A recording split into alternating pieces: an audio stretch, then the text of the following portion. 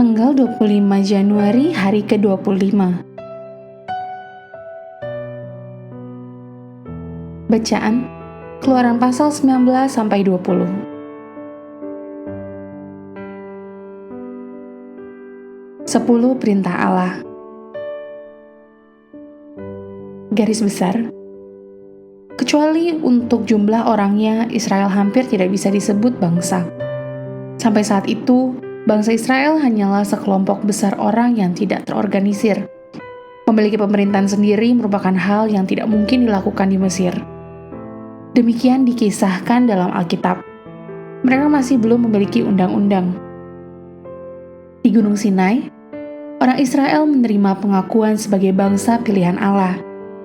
Di sini suasana dirancang untuk tidak mengalami gangguan dan dapat memusatkan perhatian pada Tuhan. Orang Israel menyatakan kesediaan untuk mematuhi perintah yang akan mereka terima. Selanjutnya mereka menghabiskan 2 hari untuk mempersiapkan diri mendengarkan Tuhan. Pada hari ketiga, Tuhan memberikan prinsip-prinsip yang mendasari kehidupan sosial dan keagamaan bangsa Israel. Kejadian ini dimulai dari tampilan menakjubkan di Gunung Sinai.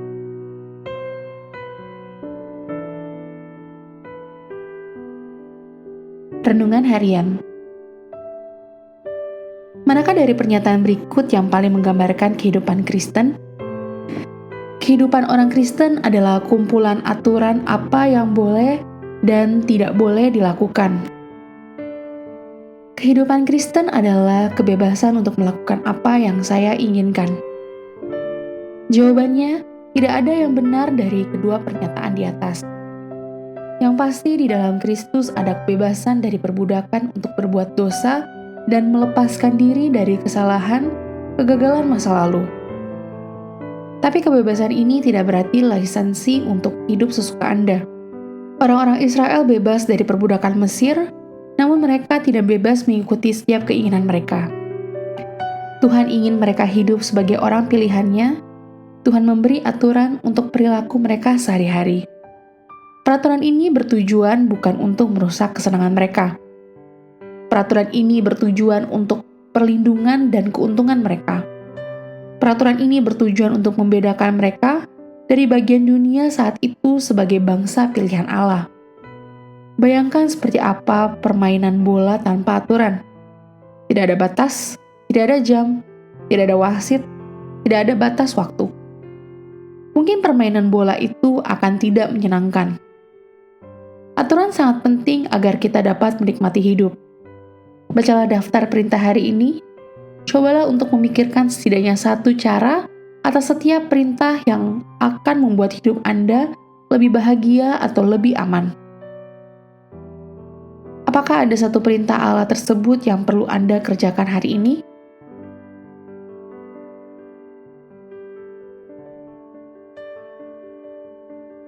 Loh batu di Sinai diberikan untuk menunjukkan kebutuhan akan salib di Bukit Kalvari.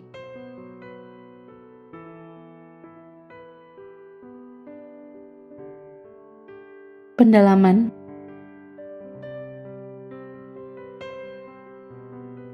Seperti apa mendaki Gunung Sinai? Keluaran pasal 19 ayat 2. Gunung Sinai paling sering dikenali dengan Gunung Musa di Semenanjung Sinai.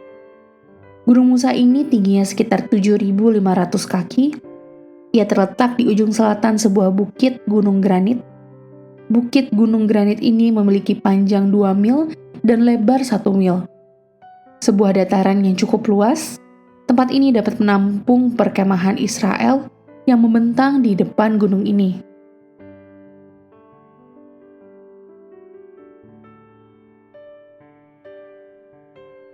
Terapkan hukum Tuhan secara pribadi. Keluaran pasal 20 ayat 1-17. Hukum Musa dirancang untuk mengatur perilaku bangsa secara keseluruhan. Namun Keluaran pasal 20 ayat 1-17 menggunakan kata ganti orang Anda dalam bentuk tunggal bukan bentuk jamak. Hal ini mencerminkan fakta bahwa karakter suatu bangsa bergantung pada karakter warganya sebagai individu. Demikian renungan hari ini. Amin. Tuhan Yesus memberkati.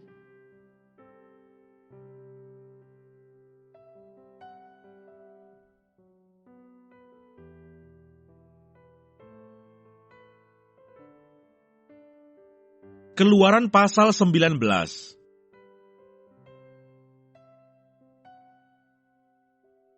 Tuhan menampakkan diri di Gunung Sinai.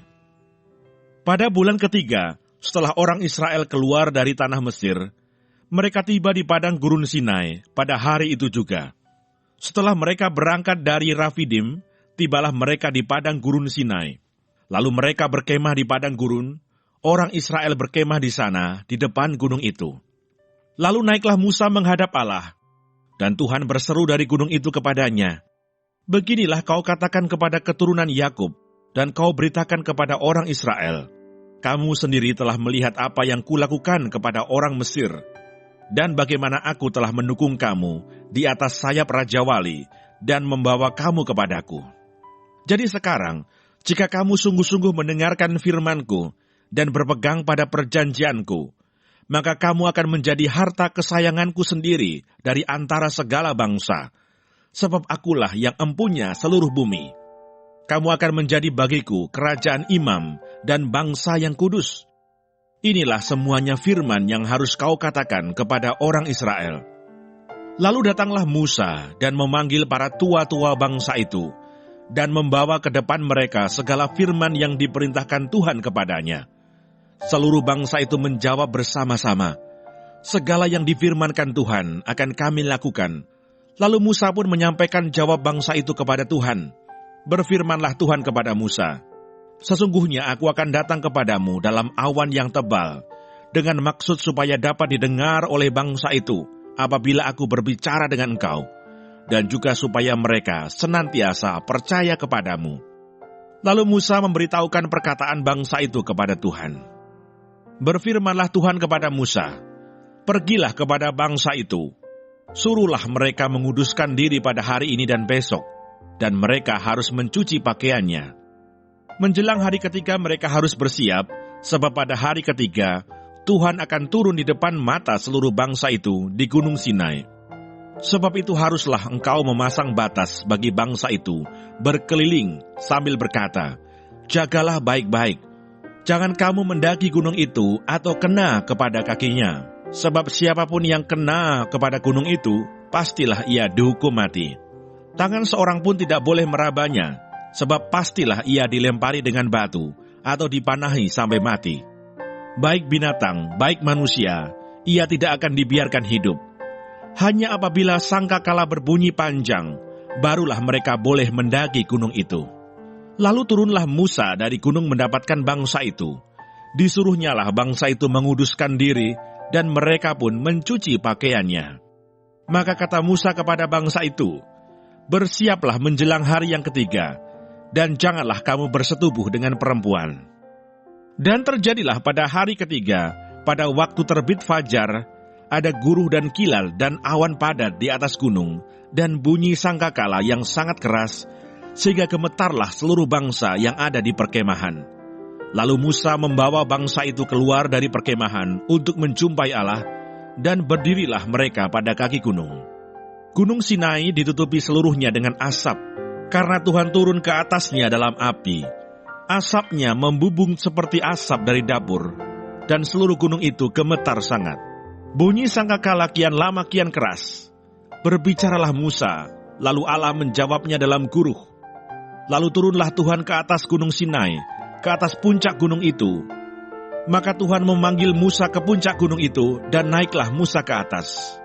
Kemudian Tuhan berfirman kepada Musa, "Turunlah, peringatkanlah kepada bangsa itu, supaya mereka jangan menembus mendapatkan Tuhan hendak melihat-lihat, sebab tentulah banyak dari mereka akan binasa. Juga para imam yang datang mendekat kepada Tuhan, haruslah menguduskan dirinya, supaya Tuhan jangan melanda mereka." Lalu berkatalah Musa kepada Tuhan, "Tidak akan mungkin bangsa itu mendaki gunung Sinai ini, sebab engkau sendiri telah memperingatkan kepada kami demikian. Pasanglah batas sekeliling gunung itu, dan nyatakanlah itu kudus." Lalu Tuhan berfirman kepadanya, "Pergilah, turunlah, kemudian naiklah pula engkau beserta Harun, Tetapi para imam dan rakyat tidak boleh menembus untuk mendaki menghadap Tuhan, supaya mereka jangan dilandanya. Lalu turunlah Musa mendapatkan bangsa itu dan menyatakan hal itu kepada mereka. Keluaran pasal 20. Ke-10 firman. Lalu Allah mengucapkan segala firman ini, Akulah Tuhan Allahmu yang membawa engkau keluar dari tanah Mesir, dari tempat perbudakan. Jangan ada padamu Allah lain di hadapanku. Jangan membuat bagimu patung yang menyerupai apapun yang ada di langit di atas, atau yang ada di bumi di bawah, atau yang ada di dalam air di bawah bumi. Jangan sujud menyembah kepadanya atau beribadah kepadanya, sebab Aku, Tuhan Allahmu, adalah Allah yang cemburu, yang membalaskan kesalahan bapa kepada anak-anaknya, kepada keturunan yang ketiga dan keempat, dari orang-orang yang membenci Aku. Tetapi Aku menunjukkan kasih setia kepada beribu-ribu orang, yaitu mereka yang mengasihi Aku dan yang berpegang pada perintah-perintahku.